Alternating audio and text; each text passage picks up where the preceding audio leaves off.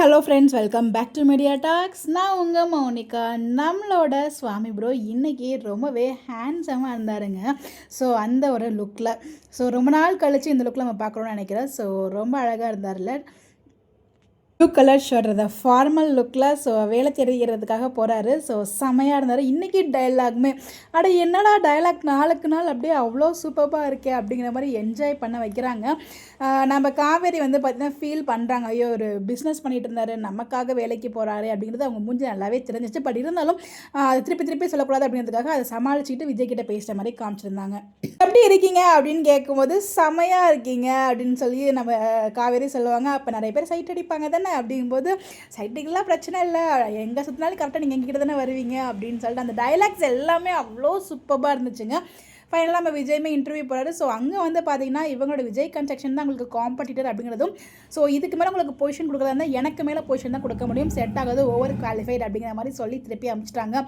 இதெல்லாம் பார்க்கும்போது எனக்கு ஒன்று தோணுது, அது நடக்கக்கூடாதுன்னு தான் எல்லாருமே எதிர்பார்த்துட்ருக்கோம். சரி, அதை பற்றி டிஸ்கஸ் பண்ணோம். என்ன நீங்கள் கெஸ் பண்ணுங்கள். நம்ம விஜயுமே பார்த்திங்கன்னா ஓவர் குவாலிஃபைட் அப்படின்னு சொல்லிட்டு அந்த வேலையுமே கிடைக்காம போகுது. பட் நம்ம தலைவர் செம்ம ஸ்மார்ட்டாக இருந்தார்.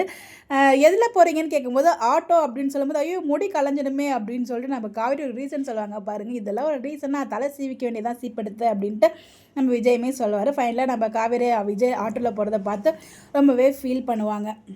சைடில் அம்மாவுமே அட்வைஸ் பண்ணுவாங்க. ஃபைனலாக பார்த்திங்கன்னா இன்றைக்காச்சும் ஸ்கேனுக்கு போவாங்கன்னு பார்த்தா இன்றைக்கும் ஸ்கேனுக்கு போகலை. நம்ம கங்காவுக்கு ஆக்சுவலாக அவங்க ரிலேட்டிவ்ஸில் மேரேஜ் பண்ணிக்கிட்டாங்க இல்லையா. அந்த மாதிரி ரிலேட்டிவில் மேரேஜ் பண்ணால் ஒரு சில பேருக்கு அந்த மாதிரி நடக்குது. அது உண்மை தான். ஆக்சுவலாக எங்கள் ஃபேமிலியுமே பார்த்திங்கன்னா எங்கள் அத்தை மேரேஜ் சொந்த மாமாவே தாய் மாமா பண்ணிக்கிட்டாங்க. ஒரு சில இஷ்யூஸ்லாம் பாப்பாவுக்கு இருந்துச்சு தான். அந்த மாதிரி பார்த்திங்கன்னா இருக்கும், அது எல்லாருக்குமே இருக்கும், நம்ம சொல்ல முடியாது. அது பார்த்திங்கன்னா அது ஒரு சில பேருக்கு அந்த மாதிரி இருக்கும். அது ட்ரூ, ஆக்சுவலாக ட்ரூ. அது நான் கண் கூட பார்த்துருக்கேன். அதை தான் நாங்கள் சொல்கிறேன். பட் ஆனால் அந்த மாதிரி இதில் கொண்டு வருவாங்கன்னு கேட்டால் அந்த மாதிரிலாம் கொண்டு வர மாட்டாங்க. அதுதான் கங்கா பயப்படுறாங்க. கங்கா பயப்படுற மாதிரி ட்ராக் பண்ணதுக்கான காரணம் என்ன அப்படின்றத நான் அடுத்த வீடியோவில் சொல்கிறேன். பயந்து ஃபீல் பண்ணி குமரன் கிட்ட பேசுகிறாங்க. பட் குமரன் கிட்ட பேசுறதுலாம் ஓகே, ஏன்னா இன்றைக்கி புதுசாக மாமான்னு கூப்பிட்றாங்க. இது ரொம்ப புதுசாக இருக்கே. இது வரைக்கும் அவங்க மாமான்னு கூப்பிட்டு நான் கேட்டதே இல்லை. மேபி ஊரில் இருக்கும்போது கூப்பிட்டுப்பாங்க. பட் சென்னை வந்ததுக்கப்புறம் நான் கூப்பிட்டு எனக்கு நினைவு தெரிஞ்சு கூப்பிட்ட மாதிரி எனக்கு ஃபீல் ஆகலை. இன்றைக்கி அவங்க மாமான்னு கூப்பிட்டாங்க. பட் நம்ம குமரன் தாங்க ஃபுல்லு பண்ணு நம்ம வச்சு செய்கிறாங்க குமரனை கங்கா. பட் அவர் பார்த்தீங்கன்னா இந்த இடத்துல ஊன் சொல்கிறதா அப்படிங்கிற ஃபீல் இருந்தார். கடைசியாக அவங்க பெட்ரூமில் உட்காந்து பேசிகிட்டு இருக்கும்போது அடுத்ததான் அதை ஃபீல் பண்ணி அவங்க அம்மா கிட்ட சொல்லும்போது அது எல்லாருக்குலாம் நடக்காதுக்கா அப்படின்னு காவேரி சொல்கிறாங்க. உடனே அவங்க அம்மா பார்த்தீங்கன்னா காவேரியோட குழந்தை நம்ம விஜய் சார் நினச்சி கோயிலுக்கு வேண்டியிருக்கதா சொல்லியிருப்பாங்க இல்லையா.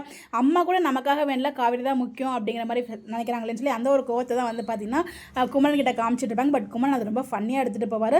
இங்கே இருக்கிறதுக்கு பதிலாக வெளில போகலாம் அப்படின்னு சொல்லி வரும்போது நம்ம கியூட்டிஸ் ரெண்டு பார்த்திங்கன்னா செம க்யூட்டாக ஒன்று ரொமான்ஸ் பண்ணிகிட்டு இருக்கும். பட் அது அதாவது எபிசோடில் பேசுகிற மாதிரி காமிச்சு நல்லா இருக்கும், அது மியூட்லேயே காமிச்சிருந்தாங்க. அதுதான் கொஞ்சம் வருத்தமாக இருந்துச்சு.